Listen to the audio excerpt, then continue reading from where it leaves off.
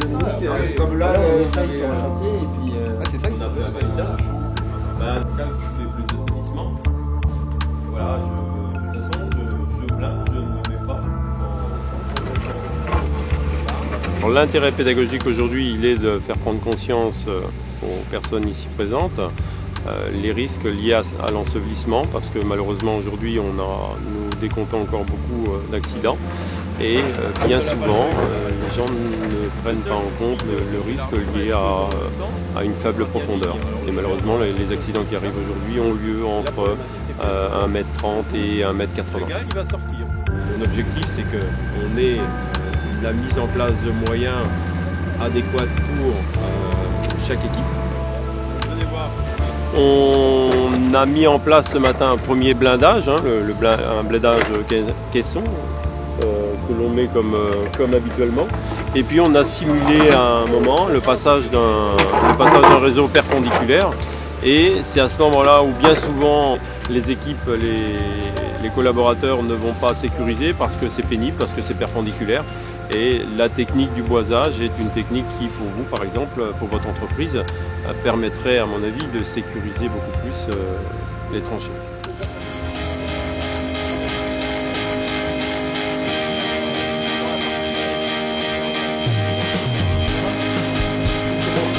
Attends, hop.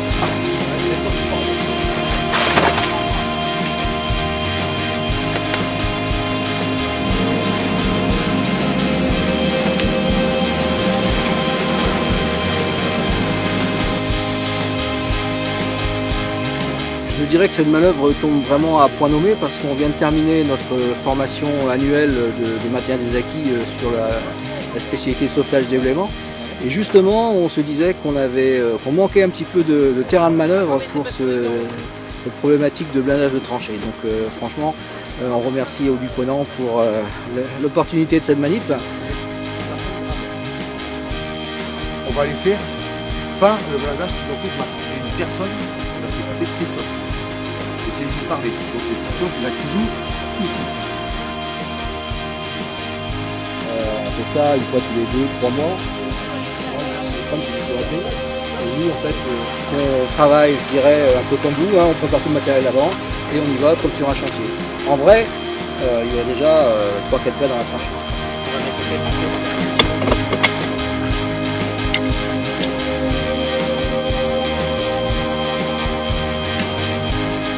Aujourd'hui, la formation qu'on a eue avec Thierry nous a permis d'acquérir des connaissances au niveau du boisage, chose qu'on, chez nous, au Auduponant, les équipes ne connaissaient pas du tout.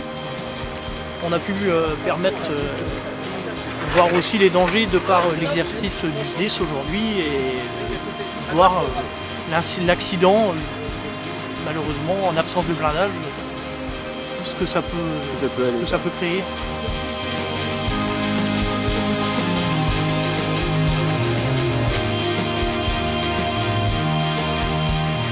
Bah si, intéressant de voir les pompiers en action. Bah, forcément que ça marque puisqu'on est, nous on est sujet à être la victime tous les jours. Voilà. En tout cas le stage non, très intéressant et on va développer sur le terrain. La bouteille. Oui. Au moins gros.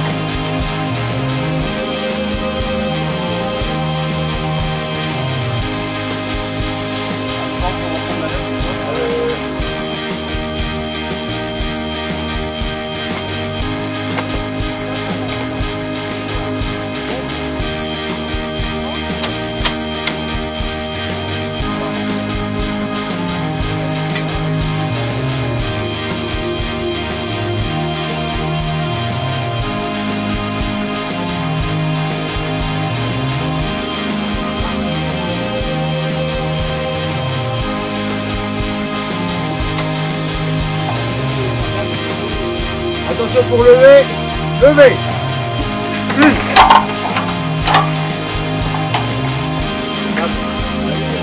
Deux.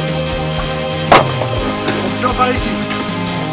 Va mais la sangle de ce bout un petit peu. Ok, on peut enlever les sangles là. On pose. Vous mettez vos pieds.